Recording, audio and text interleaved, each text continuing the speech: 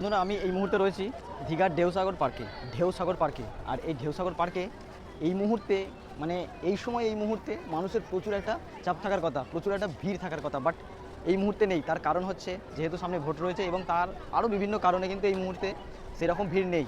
তবে হ্যাঁ, মানে ইলেকশনের পরে হয়তো এই জায়গায় ভিড় হতে পারে।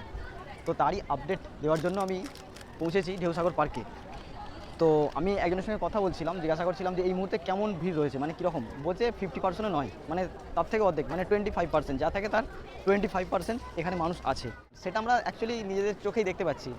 মানে এই সময়টায় এখানে প্রচুর মানুষের ক্রাউড থাকে, প্রচুর ভিড় থাকে, কিন্তু দুর্ভাগ্যবশত মানুষজনই নেই। এবং বেশ কিছু মানুষ বেরিয়ে গেল, আমি যেটা দেখলাম এখান থেকে বেরিয়ে যাচ্ছে আর কি। সো মানে টাইম খুব একটা বেশি হয়নি, জাস্ট এখন 8টা বা 8:30 বাজবে, কিন্তু মানুষের ভিড় সেরকম নেই, তবে হতে পারে ভিড়। তো এই হচ্ছে কারেন্ট আপডেট দীঘার ঢেউসাগরের।